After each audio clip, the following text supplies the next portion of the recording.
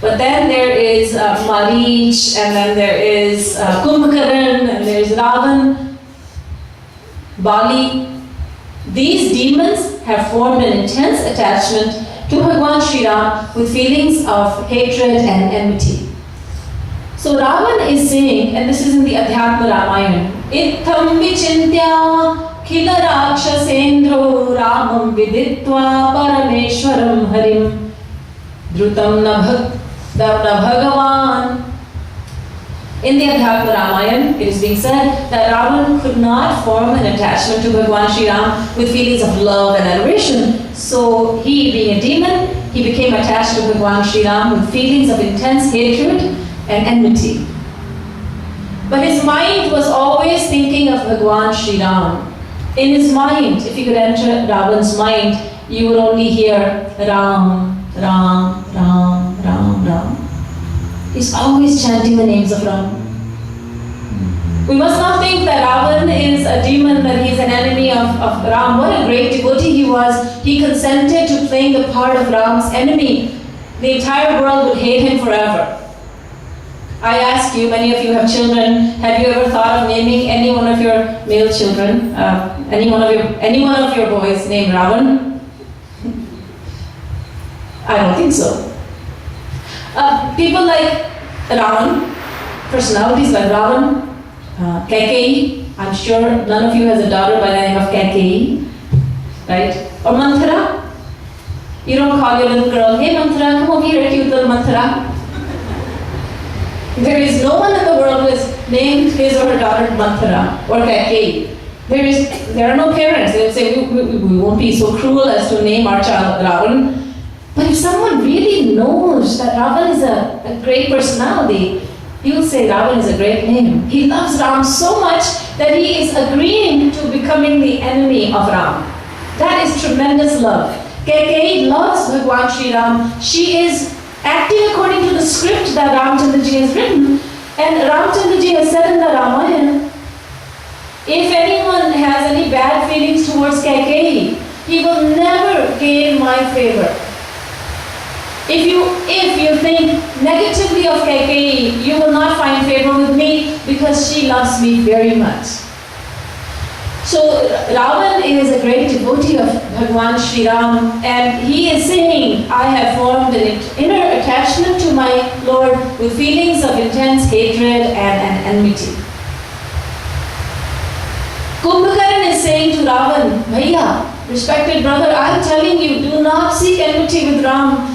Purvameva maya prokto Ramam Parameshwaram Harim Adhyatma Ramayana. And Sita Chayoga Mayeti Bodhitopi na Buddhyase. I have told you earlier, brother, that Ram is the Supreme Lord and Sita is his Yoga Maya, his internal potency.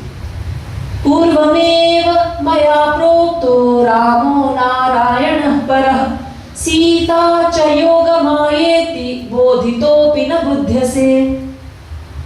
This is from the Adhyatma Ramayana. This is yet another version of the Ramayana, written in Sanskrit.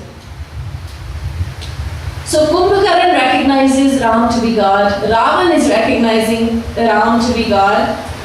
Marich is also recognizing Ram to be God, as is Bali. And then on the other hand, Parvati ji is not understanding that Ram is God. Garudji Maharaj is having doubts. And this is very confusing. Superficially, it's very confusing, but if you look deeply into the scripture, then you find out that all of these are devotees of Bhagwan Sri Ram, and they are merely acting according to the script that they have been given. Bhagwan Ram has given the role of his parents to Dashrath and Kaushalya. He has given the roles of his brothers to Lakshman, Bharat and Shatrugna. Sita ji has been given the role of being his wife. And to Ravan and Kumbhakaran and Marich and Bali, he has given the roles of his enemies. To Hanumanji is given the role of being his devotee. To Sugriv he is given the role of being his friend. He has given various roles out to various personalities who are his true devotees. When we read about the confusion of the devoted ones, we must not become confused, but those confusions of Garudji Maharaj and Parvati ji, etc., serve as a wonderful purpose. They teach us that we must not become confused about Bhagwan Sri Ram. They teach us about the terrible consequences of having doubts in God. And when God brings His associates, His pure associates, we must not have doubts about them either. We must not think that Ravan was an evil demon. On the day of the Shahra, which is also called Vijayadashmi, all Hindus in various countries, in India, in Trinidad, in Guyana, in Fiji, and everywhere where Hindus are, and Hindus are everywhere, all over the world, everywhere people burn the effigy of Ravan. And they fill Ravan's effigy with a lot of firecrackers. So when Ravan burns, it's a loud explosion, and little children have a great time, and adults have a great time, and we see Ravan burning, and yet we must realize at that time that this Ravan is a great personality. He was a great devotee of Bhagwan Sri Ram. He had a very great part to play in the divine leelas of the Supreme Lord. Saints, when they come to this earth, and by saint I mean a pure devotee of Bhagwan, there are the Pandavas, the 5 brothers. They are completely devoted to Bhagwan Sri Krishna, and they are completely beyond Maya. But 5 brothers, they have 1 wife, Draupadi. And Arjun, though he is married to Draupadi, he marries again. Then he becomes attached to a Nagakanya, a serpent girl. And Bhimsen gets married to Hidimba with the permission of his eldest brother Dharmaraj, Yudhishthir. And these 5 brothers, the Pandavas, they are committing murder. They are fighting the battle of Mahabharata, which lasted 18 days, and in which there was tremendous havoc created.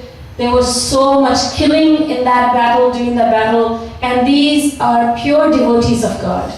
Hanumanji is Shankar Bhagwan himself. When he comes as Hanumanji, as a true devotee of Bhagwan Sri Ram, he sets fire to Lanka, killing not only the guilty ones, but also the innocent people of Lanka.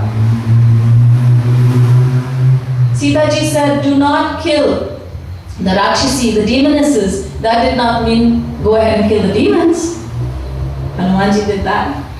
But we have no doubts in them. We have no doubts, and we should not have any doubts, because the fact is that when saints come to this earth to take part in God's pastimes, they perform very confusing works. They perform the works of anger, greed, hatred, pride, lust, envy, hypocrisy, and all other diseases of Maya. And I am sure you know of these. I am merely bringing this about, not so that you may have confusion, but so that you may understand that there should be no confusion about saintly souls and about God. Why do saints act in a very confusing way? What is the purpose behind their works, which cannot be understood by our material intellect? That is a topic for tomorrow. We shall look into the Ramayana and other scriptures and find out why it is that saints work in a confusing way.